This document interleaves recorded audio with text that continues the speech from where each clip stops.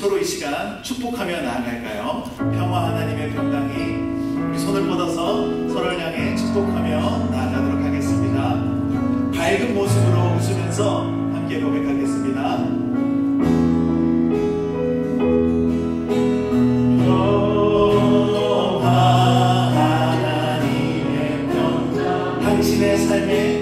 당신의 삶에 넘쳐나기를 평화 하나님의 평화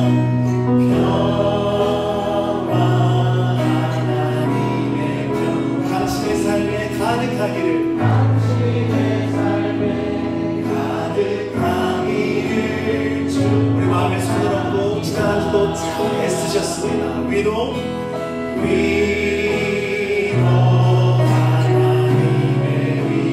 나의 삶 속에 넘쳐나기를 위로 하나님의 나의 삶 속에 가득하기를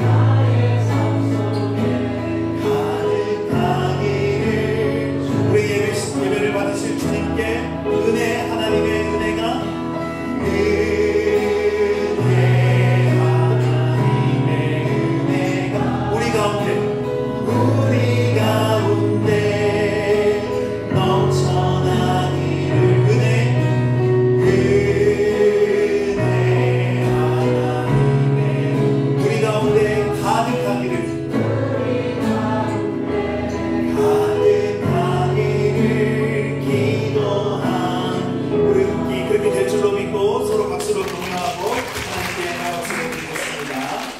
이 자리에서 일어나셔서 함께 말씀 봉독하겠습니다. 함께 보실 말씀은 마가복음 3장 20절에서 35절인데요. 제가 가진 성경은 신약 57면에 있습니다.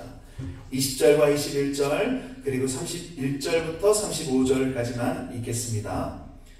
집에 들어가시니 무리가 다시 모임으로 식사할 겨를도 없는지라.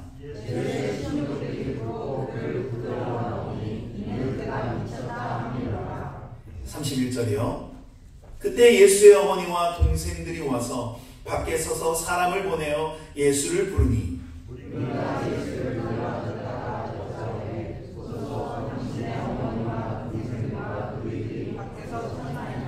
대답하시되 누가 내 어머니이며 동생들이냐 하시고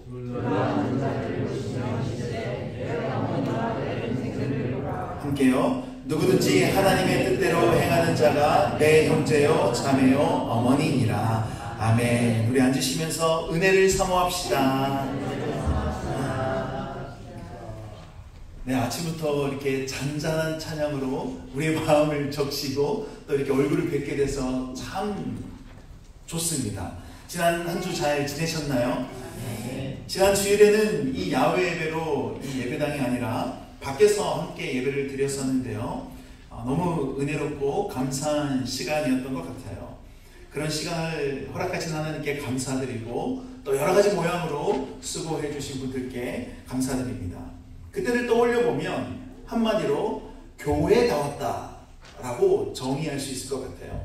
온 세대가 함께 모여서 예배하고 또 예배 후에 음식을 나누고 또 게임을 하면서 교제도 했죠. 어떤 한 집사님께서 그 많은 고기를 다 먹을 줄 몰랐다라고 할 정도로 너무 영적으로도 육적으로도 풍성한 시간이었는데요. 개인적으로 이렇게 설교를 하는데 막 바람도 불고 아이들은 막 갑자기 튀어나가고 그래서 이렇게 쉽진 않았지만 우리의 예배를 보시고 하나님만 기뻐하시면 된다라는 마음과 또 깔끔하고 쾌적한 예배를 드리는 것보다 한 영혼의 마음이 하나님을 향하게 된다면 그것이야말로 그곳이 천국 잔치다라는 마음을 주셨던 것 같아요. 야외에서 예배를 드리다 보니 더 영광 받으시는 하나님이 와닿았던 것 같은데요. 우리가 하나님을 찬양하지 않아도 예배하지 않아도 하나님은 바람으로 찬양받으셨고 또 나무들은 낙엽을 떨어뜨리고 흔들리면서 하나님을 예배했던 것 같습니다. 우리의 어떠함과 상관없이 우리가 비록 예배하지 않더라도 우리 하나님이 온 천지를 통해 창조물들을 통해 예배 받으시고 영광 받으시는 분이시죠. 한 개인으로서는 그런 의미에서 우리는 단지 그 은혜의 자리에 함께 하느냐 아니면 그곳에 벗어나 있는가, 이게 문제인 겁니다. 그런 점에서 저와 여러분 모두가 매주 하나님 앞에 성공한 예배를 드리길 원합니다. 그리고 이 자리가, 우리 교회가 하나님의 영광과 은혜가 가득한 그런 하나님이 기뻐하시는 우리 한마음 벌링턴 교회가 되기를 바랍니다. 이 마음을 담아서 다시 한번 이렇게 옆 사람에게 인사해 볼까요? 예배에 성공합시다. 함께 읽은 본문을 통해 누가 예수님의 식구인가? 누가 예수님의 식구인가? 라는 제목으로 하나님의 말씀을 나누겠습니다. 오늘 본문은 크게 세 파트로 나눌 수 있는데요. 이 가운데 서기관들과의 논쟁을 두고 샌드위치처럼 앞뒤에 예수님의 가족과 관련된 이야기가 나타납니다. 특별히 본문 전체에서 집, 가족, 가정 이런 관련된 표현들이 반복되므로 이를 통해서 누가 진정한 예수님의 가족인가, 누가 예수님의 식구인가를 말씀하고 있어요. 이 일은 예수님이 집에 들어가셨을 때 있었던 일인데 20절에 집에 들어가시니 무리가 다시 모임으로 식사할 겨를도 없는지라. 이렇게 예수님께서 집에 들어가셨는데 하도 무리가 많이 모여서 식사할 겨를도 없으셨던 것 같습니다. 그러니까 사람들이 너무 많이 모여서 뭔가 공간적으로 협소하고 식사를 그래서 못하신 게 아니라 잠깐 밥 먹을 틈도 없이 그렇게 바쁘셨다는 것을 의미하죠. 아마도 늘 그러셨듯이 가르치고 계셨거나 또 병든 자나 귀신 들린 자를 고치셨던 것 같아요. 그때 예수님의 가족들이 그곳을 향해 오는데요. 21절 예수의 친족들이 듣고 그를 붙들러 나오니 이는 그가 미쳤다 하밀러라. 예수의 친족들이라고 하지만 뒤에서 예수의 어머니와 동생들이라고 하고 있어요. 그냥 친가족들인 거죠. 여러분, 예수님의 고향은 나사렛이라는 곳이고 지금 이 본문이 쓰여진 장소는 가버나움으로 추정되는데요. 그러니까 예수님의 가족들이 나사렛이라는 곳에서 예수님의 소문을 듣고 예수님을 붙들러 가버나움까지 온 것입니다. 그 소문이 뭡니까? 예수님이 미쳤다. 예수가 미쳤다라는 거예요. 그래서인지 그를 붙들러 나오니 이 쓰인 단어는 체포하다의 의미가 있어요. 체포하다. 한마디로 예수님의 가족이 고향 나사렛에 있었는데 그곳까지 예수님이 미쳤다라는 소식이 들려왔고 가족이다 보니까 가만히 있을 수가 없어서 체포하러 어떻게 해서든 붙들려고 온 것이죠. 예수님의 행동을 뭔가 제지하려고 왔다는 겁니다. 이런 상황 가운데서 예수님과 서기관들 사이에 논쟁이 있는데요. 22절 우리 한번 함께 읽어보실까요? 시작. 예루살렘에서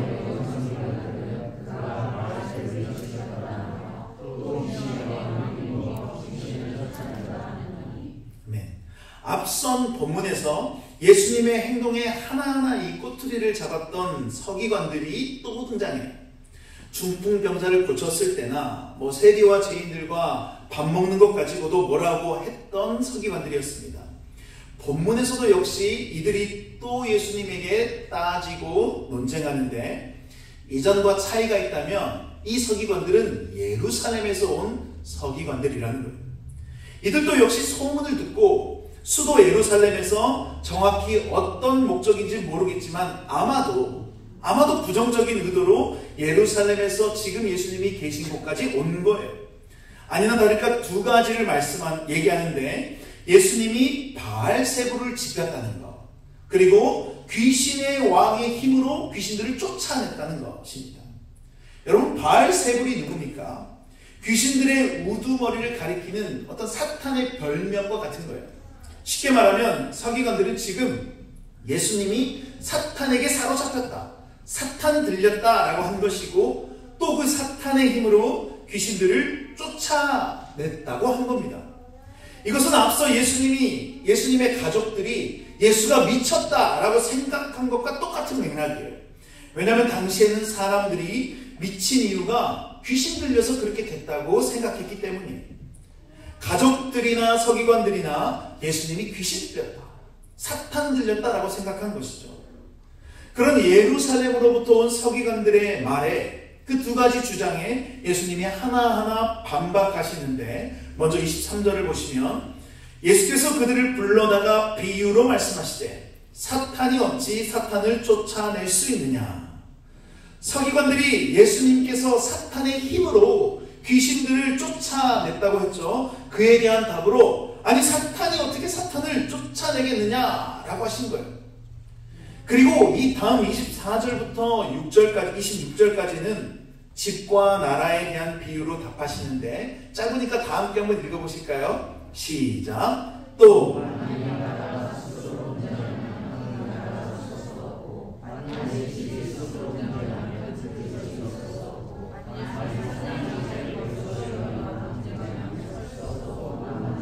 아멘. 무슨 말씀입니까? 만약 같은 나라 사람들끼리 분쟁하면 그 나라는 망한다. 또 집에서도 마찬가지로 집안 식구들끼리 그 안에 분쟁이 있으면 그 집이 제대로 설 수가 없다라는 거예요. 이처럼 사탄이 자신의 편을 쫓아내는 것은 그들이 스스로 망하는 길로 가는 것이기 때문에 그럴 리가 없다라는 것이죠. 같은 편끼리 서로 공격할 리가 없기에 자연스럽게 예수님은 그들과 다른 존재라는 것을, 귀신들, 사탄과 다른 존재라는 것을 의미하기도 합니다. 제가 군생활할 때 저희 장교들 사이에서 장난 반, 진담 반으로 나눴던 이야기가 있는데요. 전쟁 나면 뒤를 조심하라는 거예요. 왜 그렇습니까? 장교가 자 돌격 앞으로! 라고 했는데 가장 먼저 뒤에서 병사들이 쏴 죽인다는 거예요. 왜냐하면 이게 진짜인지 아닌지 모르겠지만 6.25 전쟁 때나 한국 전쟁 때 이런 일들이 실제로 있었다고 해요. 그러니까 병사들을 너무 힘들게 하지 말고 잘해주라, 이런 맥락에서 얘기하는 건데, 이건 반 농담 반 진담으로 한 이야기겠지만 만약 실제로 부대가 그런 모습이라면 그 부대는 전투에서 승리할 수가 없습니다. 망해요. 이처럼 예수님도 같은 편끼리 망하는 짓을 할 리가 없다고 말씀하죠. 따라서 예수님은 사탄의 힘으로 귀신들을 쫓아낸 것이 아니라 다른 능력이라는 겁니다. 그리고 더 나아가 뭐라고 하십니까? 27절에 사람이 먼저 강한 자를 결박하지 않고는 그 강한 자의 집에 들어가 세간을 강탈하지 못하리니 결박한 후에야 그 집을 강탈하리라. 한 집을 무너지게 하기 위해서 더 강해야 하는데, 그러니까 싸움에서 이기려면 강해야 하는데, 예수님이 귀신들을 쫓아낸 것을 보면 예수님은 그들보다 강하다. 그리고 예수님이 그들을 다 결박했고 승리했다는 의미까지 있어요. 예수님이 사탄보다 더 크고 강한 존재라는 겁니다. 이처럼 예수님은 서기관들이 한 귀신의 왕의 힘을 빌려 다른 귀신들을 쫓아냈다는 주장을 집, 나라들을 비유로 답하시면서 사탄과 예수님이 함께할 수 없다고 말씀하고 있는 거예요. 다음으로 또 다른 그들의 주장인 예수님께서 바알세불을 들렸다, 사탄 들렸다에 대한 반박입니다. 얼마 전 이 수리남이라는 넷플릭스 드라마에서 배우 황정민의 유명한 대사기도 하죠. 너 사탄 들렸어? 보신 분은 아시겠지만 황정민은 이 수리남이라는 나라에서 마약을 생산 유통하는 목사로 나와요.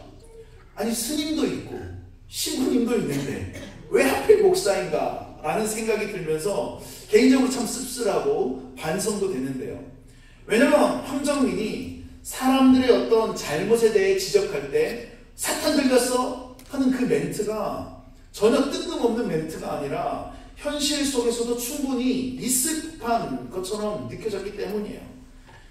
세상이 바라보는 어떤 목사의 그리고 교회의 그 정형이 이런 모습이겠구나라는 생각이 들기도 했습니다. 아무튼 본문의 서기관들이 예수님에 대해 사탄 들렸다, 바알세불에게 사로잡혔다라고 하는 것이죠. 그에 대한 예수님의 답입니다. 28절, 29절 한 절씩 읽어볼까요? 내가 진실로 너에게 이르노니 사람의 모든 죄와 모든 모독하는 일은 사하심을 얻되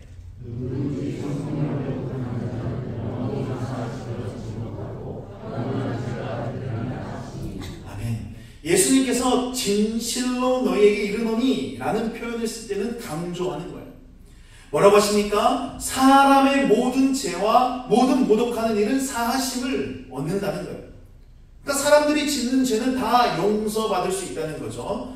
이것은 죄가 사해지는 것뿐만 아니라 죄로 인해서 그 사탄의 노예된 신분으로부터 해방되었다는 것도 포함됩니다.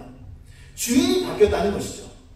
쉽게 말해서 이전까지는 죄의 세력, 악의 세력 아래 하나님이 아니라 다른 것들을 주인 삼고 살았는데, 그렇게 죄짓고 살았는데 그 죄가 용서됐다는 것은 이제 더 이상 사탄의 세력으로부터, 그런 노예로부터 자유하게 됐다는 겁니다.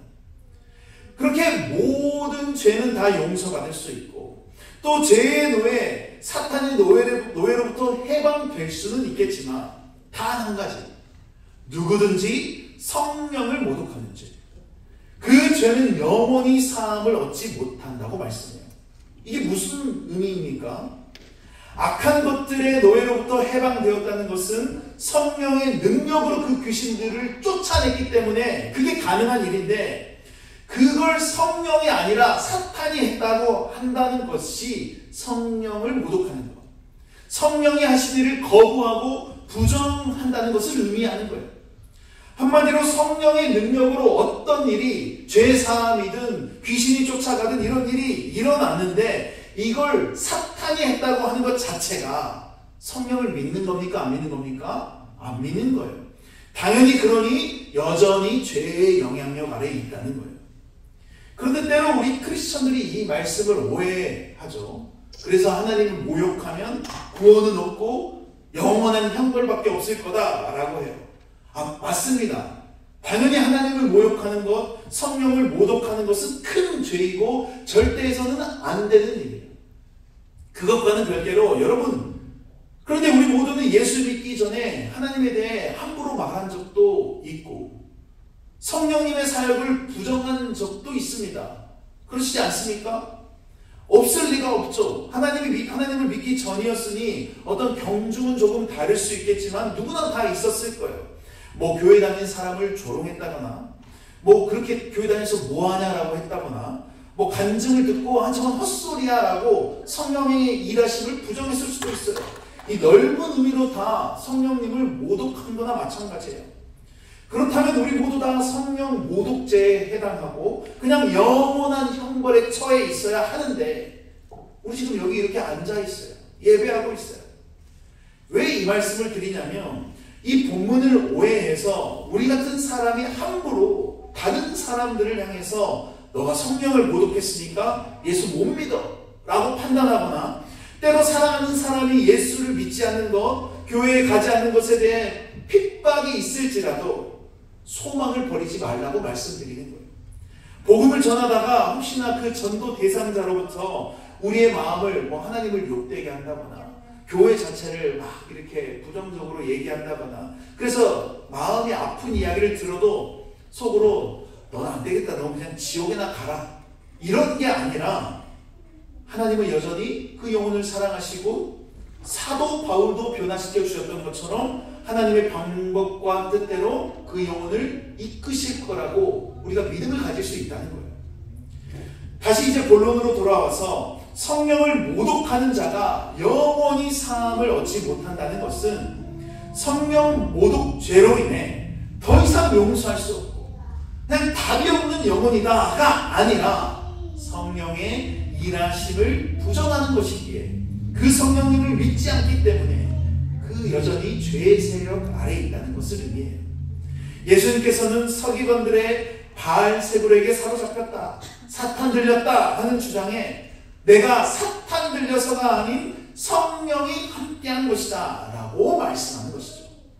더 나아가 그런 성령의 일하심을 부정하는 너희가 바로 그런 더러운 귀신들에 사로잡혀 있는 것이다 라고 한 것입니다.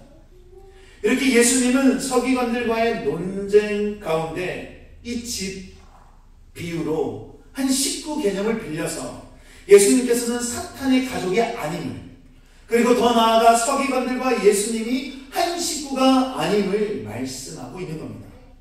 예루살렘이라는 종교의 중심지에서 온 서기관들은 종교적 지식과 전통에 대한 이해는 많았겠지만 그것으로 예수님과 한 식구가 될 수는 없었던 것이죠. 여러분, 그렇다면 누가 예수님의 가족이 될 수 있을까요? 예수님과 피가 섞인 친가족들이라면 가능할까요? 이제 이어서 다시 예수님의 그 친가족들이 언급되는데요.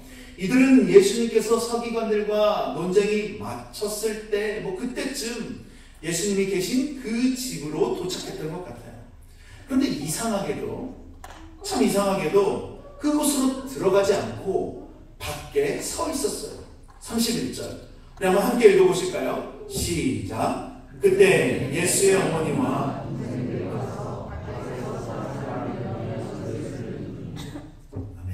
예수의 어머니와 동생들, 친가족들이죠.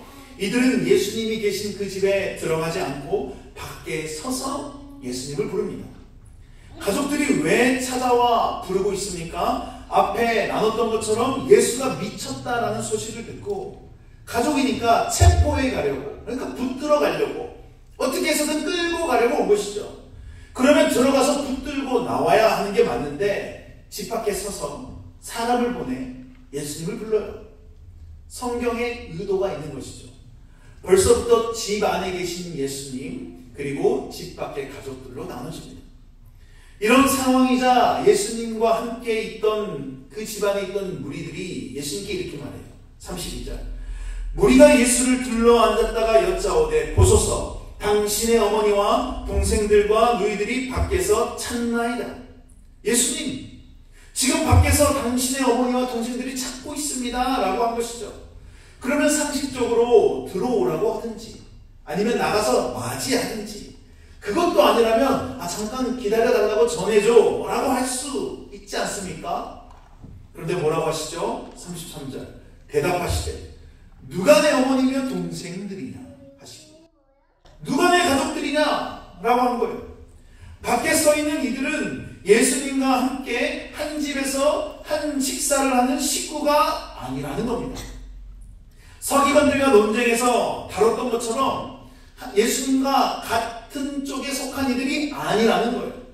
그러시면서 예수님의 참 가족에 대해 말씀하시는데 34절 35절 함께 읽겠습니다. 시작. 둘러앉은 자들을 보시며 이르시되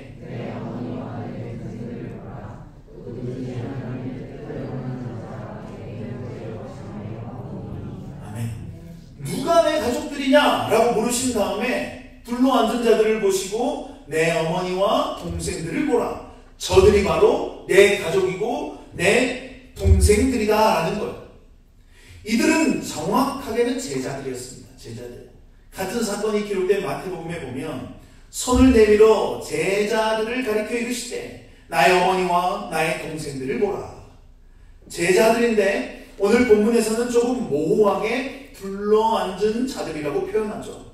왜냐하면 35절을 강조하고 싶어서요. 누구든지 하나님의 뜻대로 행하는 자가 내 형제요 자매요 어머니니라. 정확히 누군가가 내 가족이다 라고 이름을 거명하거나 특정한 사람들을 지명하기보다 하나님의 뜻대로 행하는 자가 예수님의 형제고 자매고 어머니, 가족이라는 거예요.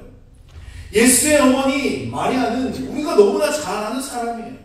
또 그의 형제들도 성경에서 이름이 다 나옵니다. 심지어 그중 야고보는 성경을 기록한 예수의 형제 중에 한 명이에요.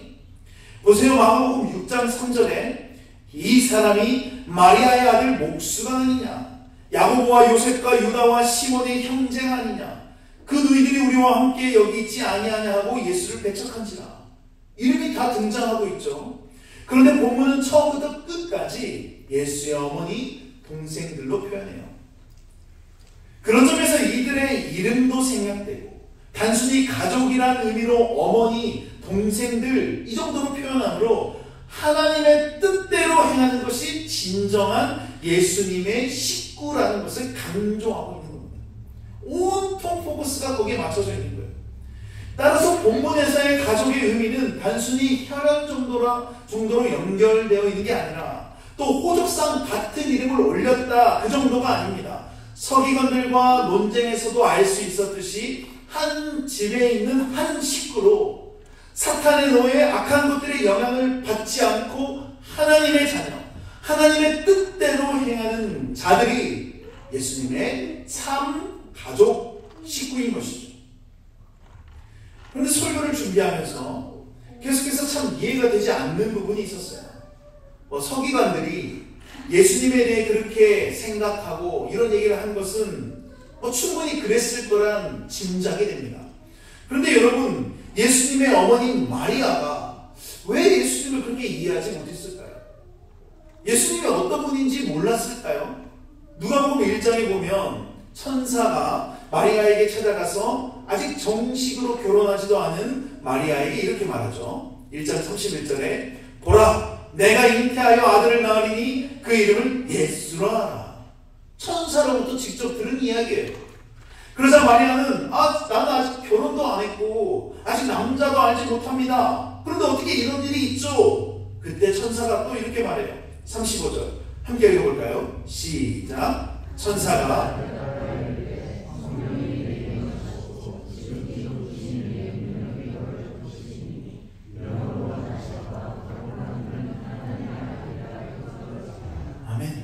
성령으로 아이를 갖게 될 것이고 그 아들은 예수이고 하나님의 아들이다. 다 들었던 이야기입니다. 그래서 마리아가 이렇게 고백합니다. 38절 마리아가 이르되 주의 여종이오니 말씀대로 내게 이루어지이다 하매 천사가 떠나가니라. 이 일이 있은 후에 마리아는 진짜로 자신의 뱃속에 예수님이 잉태되었다는 것을 알게 되고 마리아 찬가라고 불리는 찬송까지 만들어서 하나님을 찬양해요. 이 마리아 찬가는 10절 정도가 되는 분량인데 그 내용은 예수님이 앞으로 하실 일에 대해서 다 기록되고 있어요. 무엇을 의미합니까? 마리아는 예수님이 어떻게 이 땅에 오시는지 알았고 앞으로도 무슨 일을 하실지 알았다는 거예요. 비록 그녀의 배에서 나오셨지만 성령으로 잉태되는 그런 놀라운 경험을 직접 했으니 누구보다 잘 알았을 거예요. 동생들은 둘째 치자고요. 이런 이유로 예수님이 탄생하셨을 때 저 멀리서 동방의 박사들이 왔어요. 또 자라시는 과정에서 비범하다는 것을 알았습니다. 12살 때 성전에서 가르치셨으니까요. 마리아는 다 봤어요. 아니, 예수님의 이야기이기도 하지만 예수의 어머니로서 본인이 겪은 이야기이기도 해요. 그런 마리아였는데 왜 본문에서는 예수님을 미쳤다, 귀신 들렸다 그렇게 생각하고 예수님을 잡으러 온 것일까요? 성경이 그 이유를 정확히 말을 하고 있지는 않지만 추측하건대 인간적인 어머니의 심정으로 온 것 같아요. 어머니라는 본능에 충실했던 것이죠. 겉으로는 굉장히 마땅해 보이고 좋아 보이는 현상입니다. 모성애. 그래서 사람들이 아들이 미쳤다고 하니까 그 아들을 어떻게 가만히 둘 수 있는 어머니가 어디 있겠습니까? 그래서 붙잡으러 온 거예요. 그런데 예수님은 그런 마리아에게 가족이 아니라고 하시고 하나님의 뜻대로 행하는 자가 예수님의 식구라고 말씀하세요. 마리아가 한 행동과 생각은 하나님의 뜻대로 행하는 게 아니라는 거죠.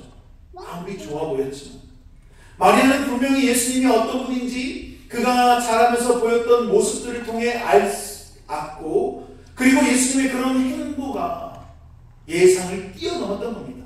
이게 맞나 싶었던 것이죠. 그래서 오랜 시간 예수님을 양육했던 육신의 부모로서 육신적인 생각에 예수님에 대한 걱정에 붙들러 온 거예요. 하나님의 뜻과는 상관없이 말이죠. 그래서 성경은 가족이지만 가족이 아님을 보여주면서 마리아와 예수님을 완전히 분리시키고 있어요. 집 안에 계신 예수님, 그 밖에 서 있는 마리아.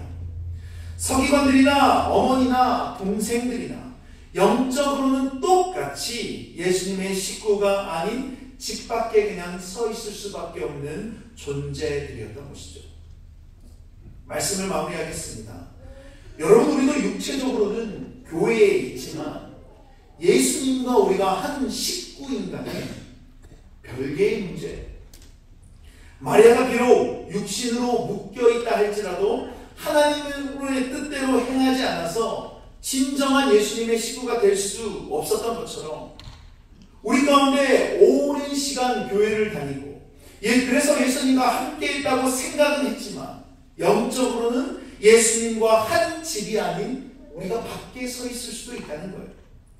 오늘 본문에서도 무리들이 등장하는데 이들은 예수님이 계신 곳이라면 조르르 막 우르르 따라다니면서 예수님에 대한 가장 최신 정보가 계속 업데이트되는 사람들이었어요.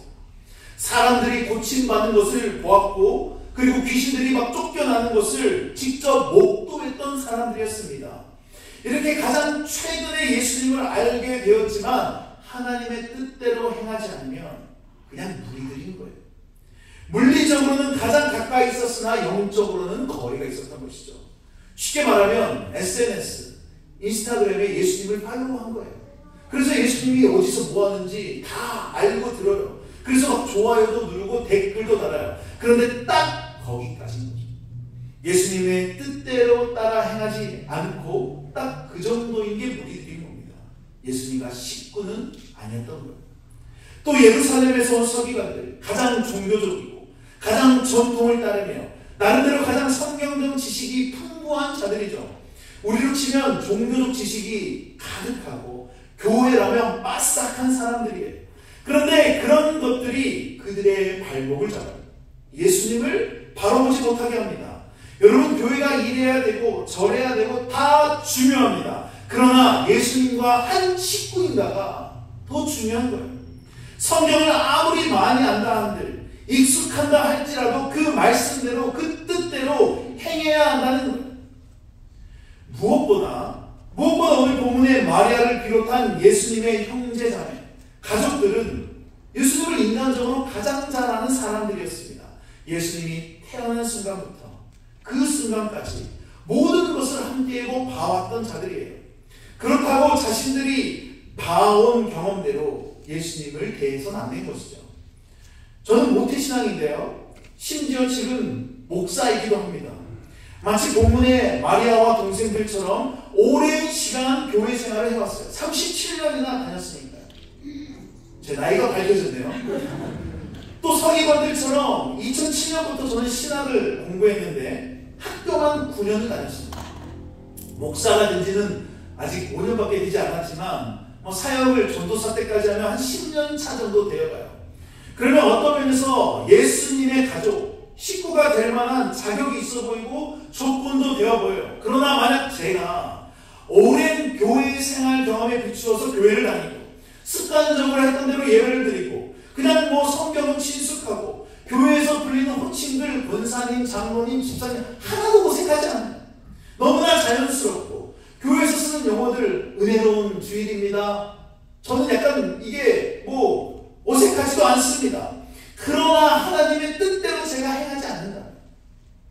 교회 밖을 나가면 다른 이들과 그냥 똑같이 살아가고 있다면 그러면 저도 예수님과 한 식구가 아니에요. 예수님께서 서기관들에게 사탄이 사탄을 쫓아낼 수 있겠냐고 하셨듯이 예수님을 대적하고 믿지 않는 사람들과 별반 다를 것 없이 똑같이 살아가고 있다면 아무리 교회를 오래 다녔어도 예수님의 참 가족이 아닌 것이죠. 마리아와 동생들과 다를 바가 없어요. 신학을 공부했고 심지어 지금 이 자리에서 설교까지 제가 하고 있지만 서기관들처럼 마치 내가 아는 게 다 맞다는 양 입만 살아서 성경의 지식들을 내뿜고 사람들을 판단하고 그러면서 제 삶은 완전히 반대이고 세상에서 살아가는데 전혀 거리낌이 없고 예수를 믿지 않는 사람과 똑같이 생각하고 판단하고 그저 그냥 저의 원래 성격대로 살아간다면 저 역시 예수님의 식구가 아닙니다. 마태복음 7장 21절에 나더러 주여 주여 하는 자마다 다 천국에 들어갈 것이 아니요 다만 하늘에 계신 내 아버지의 뜻대로 행하는 자라야 들어가리라. 그러나 제자들 예수님을 불과 얼마 전에 만났어요. 아마 기와 6개월도 되지 않았을 겁니다. 마리아와 동생들처럼 예수님의 어린 시절은 알 수도 없어요. 이들은 신학을 공부하고 성전에서 거룩한 척하면서 온 이들도 아니라 물고기를 잡다 온 사람들. 레위 같은 경우는 세리로 돈의 환장에서 미쳐있던 사람이었지, 서기관들처럼 성경적 지식이 많고 전통을 잘 따르던 자들이 아니었단 말입니다. 그럼에도 불구하고 예수님에게 이들은 식구였어요. 식구. 왜요? 그들은 예수님을 만나고 그게 완전히 다른 삶을 살고 있었기 때문이죠. 이전까지의 모든 습관과 생각은 다 버려버리고, 그들의 했던 경험은 다 버려버리고 예수님만 따랐기 때문입니다. 이처럼 예수님의 식구는 서기관들처럼 자신들의 지식과 전통에 따라 살아가고, 어머니와 동생들처럼 자신들의 경험에 따라 살아가는 것이 아니라 완전히 새로운 신분과 존재로서 그 삶의 주인이신 하나님의 뜻대로 살아가는 자들이 예수님의 식구라는 겁니다. 여러분, 이 예수님과 한 식구이십니까? 본문의 마리아와 예수님의 동생들이 예수님이 계신 곳으로 찾아온 것처럼, 만약 우리가 그런 상황에 처해 있다면 예수님은 우리가 왔다는 소식을 듣고 내 식구가 왔다고, 내 가족이 왔다고 반기실까요? 아니면 누가 내 어머니고 동생들이냐 라고 하시고 우리를 그냥 계속 서 있게 하실까요? 여러분, 우리는 예수님과 진정한 식구가 맞습니까? 혹시 우리를 완전히 착각하고 있는 건 아닐까요?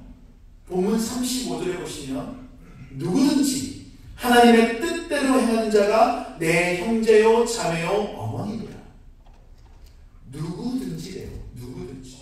교회를 다닌 지 오래됐든 얼마 되지 않았든, 과거 잘못을 많이 했든 착하게 살았든, 성경과 교회에 대해서 많이 알든 적게 알든 아무런 상관이 없이 누구든지 하나님의 뜻대로만 행한다면 예수님의 식구인 거예요. 그게 예수님의 가족이 되는 유일한 조건입니다. 요한복음 1장 12절 13절에 보시면 들어보십시오. 영접하는 자, 곧 그 이름을 믿는 자들에게는 하나님의 자녀가 되는 권세를 주셨으니 이는 혈통으로나 육정으로나 사람의 뜻으로 나지 아니하고 오직 하나님께로부터 난 자들이니라. 예수님의 이름을 믿는 자들, 하나님의 자녀가 된 자들, 그래서 하나님의 뜻대로 사는 자들이 어떤 모습입니까? 베드로서 1장 4절.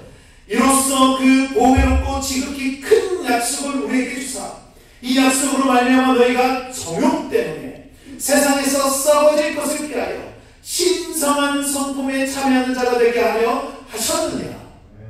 5절부터 그러므로 너희가 더욱 힘써 너희 믿음의 덕을, 덕의 지식을, 지식의 절제를, 절제의 인내를, 인내의 경건을, 경건의 형제 우애를, 형제 우애의 사랑을 더하라.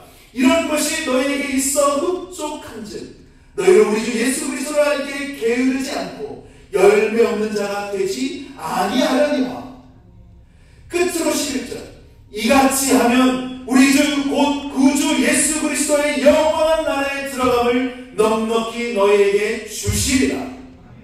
바라기는 저와 여러분 모두가 우리의 지식과 경험과 능력으로 내가 삶의 주인이 되어서 하나님의 뜻과는 전혀 상관없이 살아가는 게 아니라 하나님의 뜻대로 살아감으로, 행함으로 예수님의 참 식구가 되어 예수 그리스도의 영원한 집, 그 나라에 들어감을 넉넉히 누리고 받는 은혜가 있기를 간절히 축원합니다. 그럼 이 말씀을 기억하시며 다 같이 일어나셔서 찬양하며 나아갈까요? 하나님의 은혜로 우리 말씀을 기억하며 고백하겠습니다.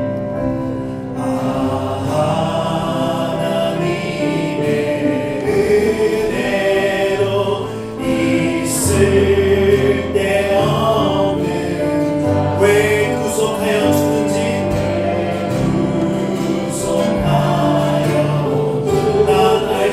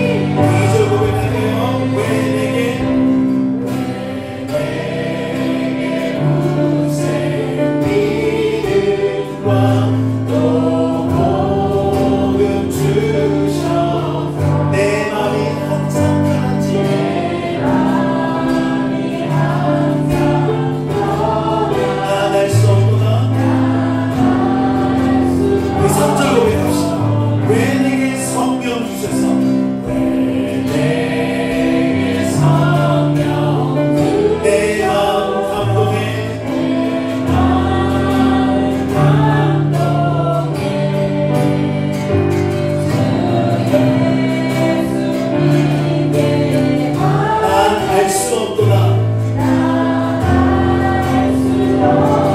내가 믿고 또 의지하는 내 모든 영광 자랑은 주를 보여주실 것을 나는 확실히 주 언제 강림하실지 주 언제 강림하실지 꼭 밤에 목나고 주님 만날 그것도 난 알 수 없구나. 내가 믿고 또 의지하는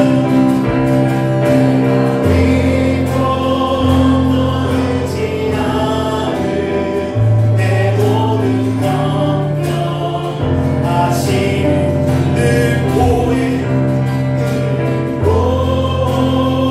보여주실 것을 나는 우리 자 마지막으로 함께 고백할까요? 아 하나님의 은혜로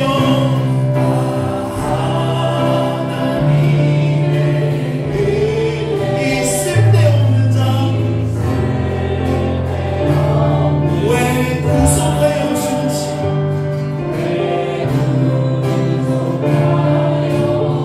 난 알 수 없구나. 내가 믿고 또 의지하는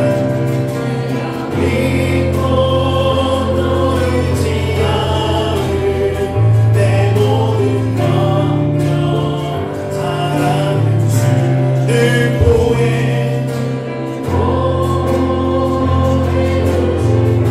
나는 확실히 아네.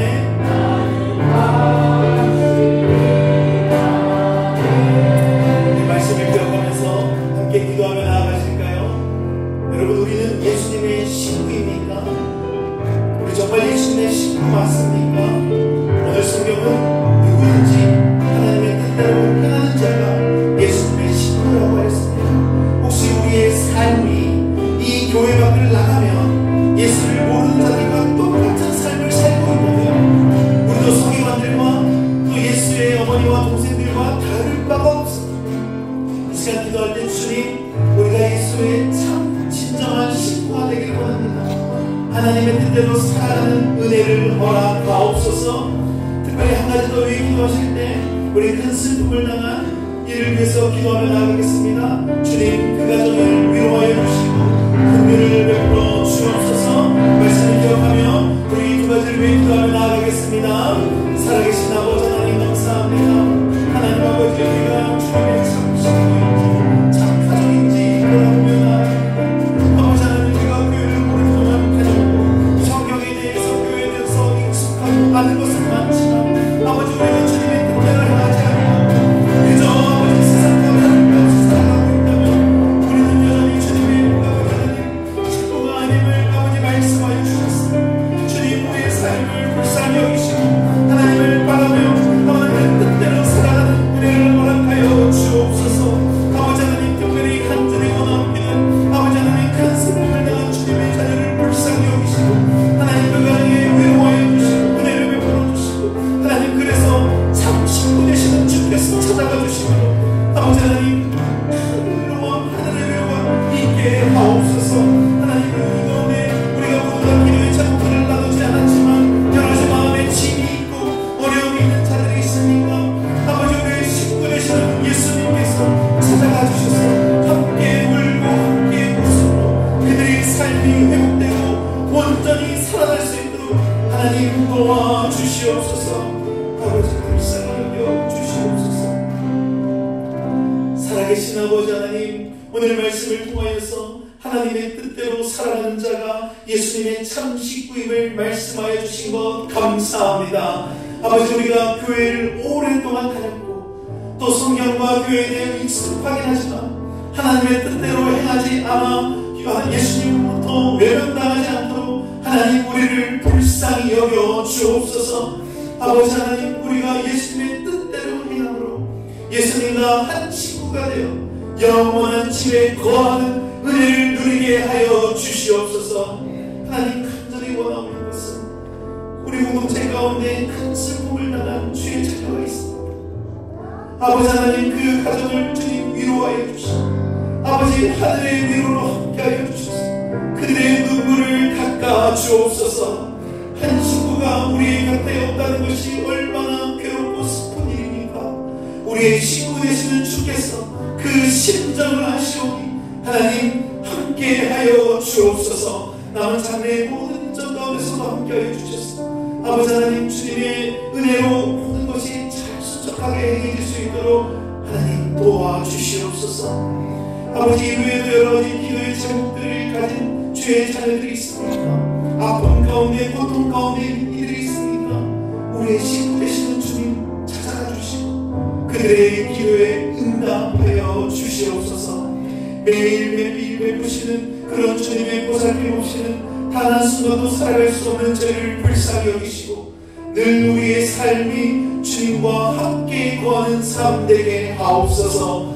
그 은혜에 감사하여 주의 연금과 11조와 여러가지 제목의 감사의 예물과 구제와 선교의 예물에 우리의 온 마음과 정성을 담아 주님께 올려드립니다. 주신 이도 여호와시여 거두신 이도 여호와시라는 이 믿음의 고백을 기쁘게 받아 주옵소서. 간절히 원하옵기는 이 예물이 사용되는 곳곳마다 하나님의 영광만 드러나게 하시고 하늘의 뜻이 이 땅에 이루어지게 하여 주시옵소서. 여러가지 사정으로 드리지 못한 이들이 있다면 그들의 모든 상황과 마음을 아시는 주께서 하늘의 위로와 편안함을 허락하여 주시고 그들의 삶이 거룩한 산제사가 되도록 인도하여 주옵소서. 특별히 주의 자녀들이 이 땅을 살아가며 물질로 인해 어려움 당하지 않도록 그 위를 베풀어 주시옵소서. 이 남은 하루도 주 안에서 평안한 하루 되게 하여 주시고 식구 되시는 주님과 함께 잠들게 하시며 밤마다 꿈에서도 주님 만나는 은혜를 허락하시고 눈 떠서 주님과 동행하는 이 한 주내로 주님 인도하여 주옵소서. 여호와는 내게 복을 주시고 너를 지키시기를 원하며 여호와는 그의 얼굴을 내게 비추사 은혜 베푸시기를 원하며 여호와는 그 얼굴을 내게로 향하여 드사 평강 주시기를 원하노라. 이제는 우리 주 예수 그리스도의 은혜와 하나님 아버지의 사랑과 성령의 교통하심이 하나님의 뜻대로 살아가기를 원하고 소원하여 예수님의 참 식구가 되기를 바라는 이곳에 있는 모든 주님의 자녀들 머리 위에 이들의 가정 위에 특별히 큰 슬픔 가운데 있는 주의 자녀 위에 그 집안 위에 이제부터 영원까지 항상 함께 있을지어다. 아멘.